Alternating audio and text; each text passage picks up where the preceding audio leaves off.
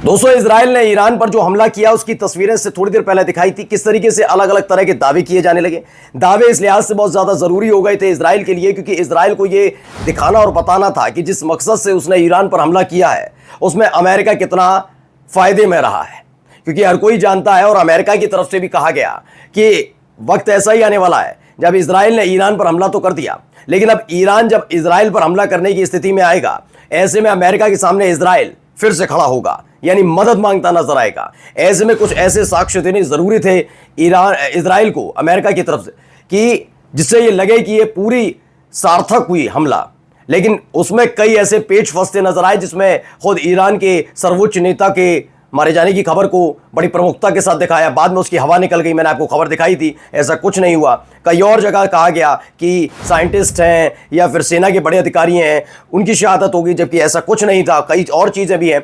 लेकिन ईरान की तरफ ईरान पर किए गए इस हमले को लेकर क्या कुछ पूरी दुनिया में हो रहा है और बड़े और नए ताज़ा वीडियो जो निकल कर सामने आए वो आपको दिखाने जा रहा हूं। नमस्कार, मैं हूं प्रज्वल गौतम और आप देख रहे हैं the live TV. The live TV, सच सबसे आगे। शुरुआती वीडियो की करता हूं। देखिए, ये वीडियो निकल कर सामने आई है। पहले वीडियो देखिए। इस वीडियो में आप देख रहे हैं माउंटेन का इलाका है। ये पूरा रिहायशी इलाके से वीडियो शूट किया गया। एक्सप्लोजन हुआ है और उसके बाद धू धू करके आग का गोला आपको नजर आ रहा होगा। ये बताया इलाम इलाका है, ईरान का बाहरी इलाका है, जहां पर इलाम जिसे माउंटेन एरिया कहा जाता, पहाड़ी क्षेत्र है, वहां पर ये जो मिसाइल है जो भी इजराइल की तरफ से दागी गई थी वो जाकर गिरी है। इसके अलावा देखिए क्या कुछ हो रहा है वहां पर।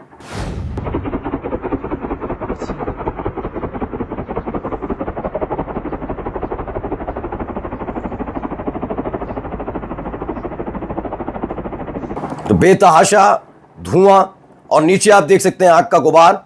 यह भी बताया गया है ईरान का ये इलाका है जहां पर इजराइल की तरफ से हमले के बाद की तस्वीर है। पिरान शरीर नाम इलाका है, वहां पर यह हमला हुआ है। धुआं बेतहाशा, उससे अंदाजा लगा सकते हैं कि कितनी बड़ी मिसाइल गिरी होगी और वहां पर कितना खासा नुकसान हो सकता है। यानी कुल मिलाकर इजराइल का जो ये हमला है, ये पहला हमला मैं मानता हूं जो इजराइल ने ईरान पर किया, और इतनी ज्यादा तबाही की तस्वीरें निकलकर ईरान से निकलकर सामने आ रही हैं। क्योंकि इससे पहले आपको मालूम होगा कि ईरान ने जब जब इजराइल पर हमला किया, तकरीबन 2 बार हमला ईरान कर चुका है, और उसके जवाब में जब जब एक बार उसने हमला किया था तो बाहरी क्षेत्र में उसने केवल मिसाइलें गिराकर ये बताया था कि हम भी मुंह तोड़ जवाब दे सकते हैं। इजराइल ने दर्शाने की कोशिश की थी, जबकि उसके कोई पुख्ता सबूत निकलकर सामने नहीं आए कि ईरान को भारी नुकसान उस वक्त हुआ था। लेकिन इस वक्त जो तस्वीरें निकल कर आ रही हैं उसमें ये साबित हो रहा है कि हाँ, इस बार इजराइल की तरफ से ईरान की राजधानी तेहरान से लेकर कई रिहायशी इलाकों में हमला हुआ है, जिससे नुकसान हो सकता है। अभी इसकी और क्या कुछ कहानियां बताऊंगा आपको, लेकिन पहले ये देखिए। ये एक इलाका है तेहरान, हाफ्ते स्क्वायर है, वहां पर ये मिसाइल, बैलिस्टिक मिसाइल है, जो भी मिसाइल है वो वहां पर गिरती है। और देखिए पूरी तरह से तबाही की ये तस्वीर निकलकर सामने आई। रेस्क्यू टीम लगातार एक एक व्यक्ति को निकालने की और जांच पड़ताल करने की कोशिश कर रही है कि कहीं इस मलबे के नीचे कोई दबा हुआ तो नहीं है। वहां पर लगातार राहत बचाव का कार्य चल रहा है। और ये तस्वीरें तब निकल कर आई हैं जब हमले के बाद फिर से आशंका जताई जा रही थी कि शायद इजराइल ईरान को मौका देना नहीं चाहेगा और हमले करेगा, लेकिन उसके बावजूद ये सब चीजें की। अब देखिए एक और वीडियो देखिए, 1 2 3 4।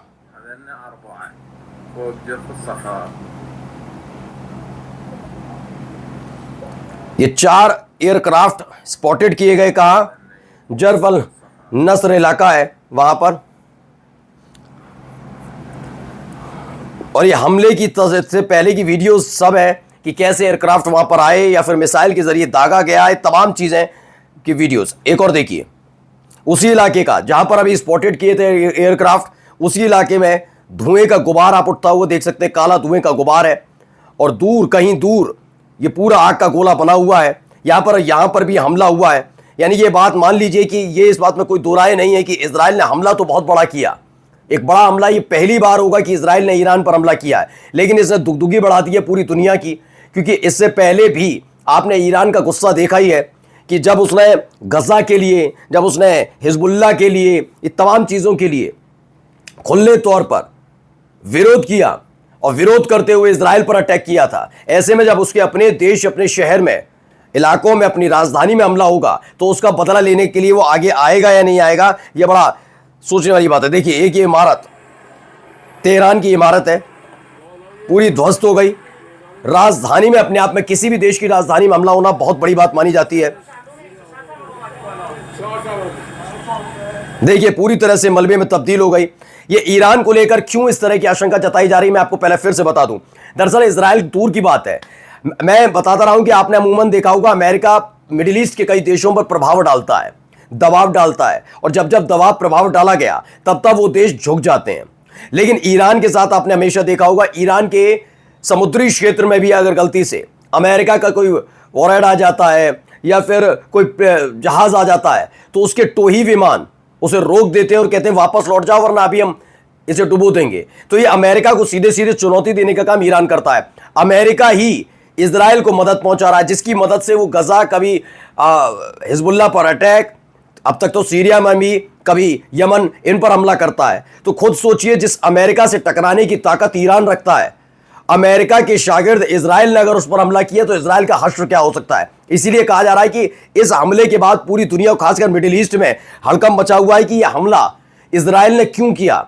ये कहीं सुसाइड तो नहीं है एक तरीके से। ये बहुत बड़ी बड़ी चर्चाएं चल रही हैं इस बात को लेकर कि अमेरिका की शहर पर यह हमला करना इजराइल को कितना घातक होने जा रहा है। आइए एक और वीडियो दिखाता हूं आपको।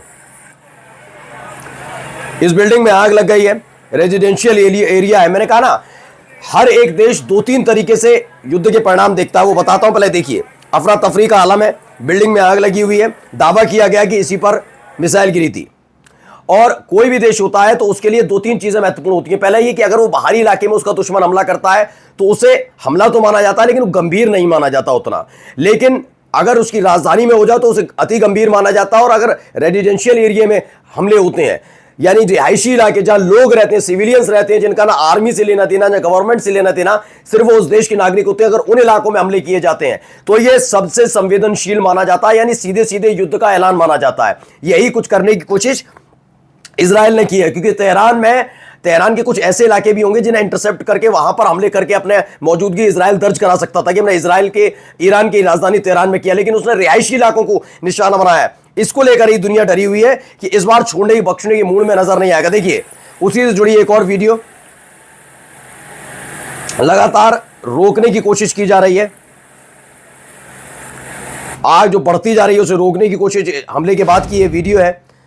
ये एक बहुत बड़ा दावा है, न्यूक्लियर फैसिलिटीज जो है नतांज, उसको लेकर इजराइल की तरफ से भी दावा किया गया। नेतन्याहू का बयान भी आ गया कि उन्होंने न्यूक्लियर साइंटिस्ट जो हैं उन पर हमला किया था। और देखिए ये वीडियो भी निकल कर आ रही है और उसमें दावा यह किया जा रहा है प्रेस टीवी की तरफ से कि जो ईरान का नतांज न्यूक्लियर फैसिलिटी है, जहां पर परमाणु हथियार बनाए जा रहे थे, वहां पर यह हमला हुआ है।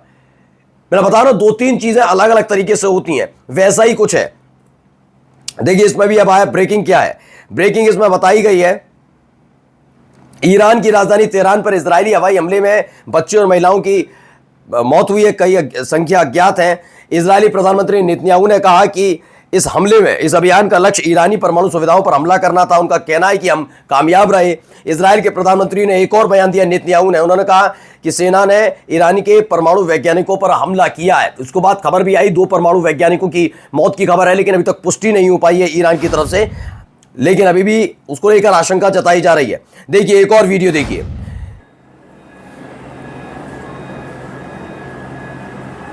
दो ये रिहायशी इलाका, मैंने बार बार आपको बता रहा हूं, ये वो इलाका है ईरान का जहां पर लोग रहते हैं, सिविलियंस रहते हैं। सिविलियंस पर, किसी भी देश के सिविलियंस पर हमला करना ये सीधे सीधे युद्ध का ऐलान माना जाता है। और ये युद्ध का ऐलान कहीं ना कहीं इजराइल की तरफ से कर दिया गया है। क्या कि काफी एक हमले ने पूरा जो जियोपॉलिटिक्स है वो बदल दिए। देखिए अभी प्रेस टीवी की वीडियो।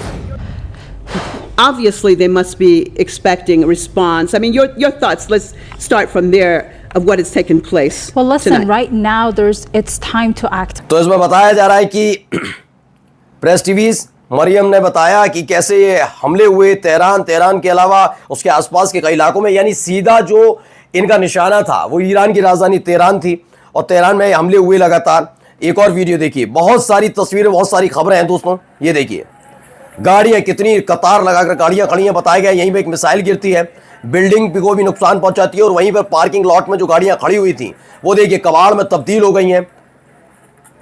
ये प्रेस टीवी की खबर है। देखिए इस बिल्डिंग को भी खासा नुकसान पहुंचा है।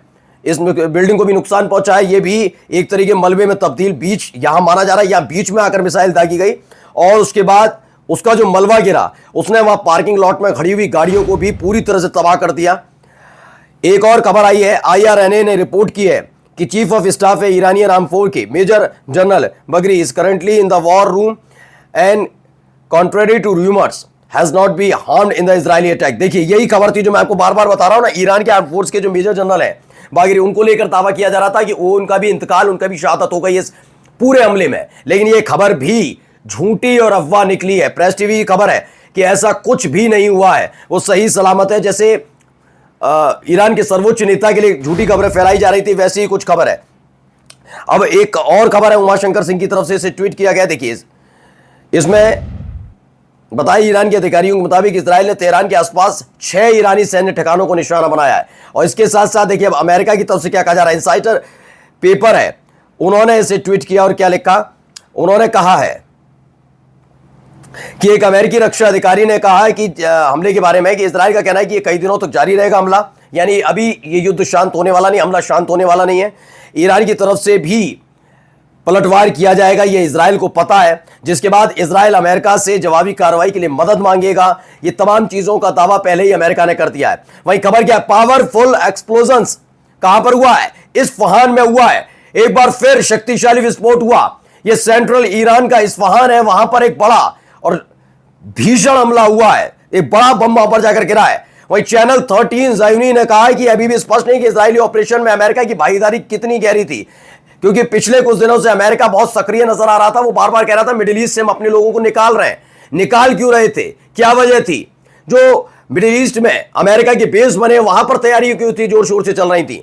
हमें ऑपरेशन शुरू होने से पहले ट्रंप को अपडेट किया गया था अमेरिकी विदेश मंत्री के बयान पर। इजराइल में ये एक तरफा इजरायली हमला कहा गया है, यानी कि जो हमला किया गया उसकी जानकारी अमेरिका को थी। इस तरह की खबरें निकल कर भी आ रही हैं सामने। तो क्या आने वाले वक्त में ईरान इजराइल के साथ साथ मिडिल ईस्ट में बने अमेरिका के बेस कैंप को भी तबाह करने की कोशिश करेगा? नमस्कार। द लाइव टीवी, सच सबसे आगे।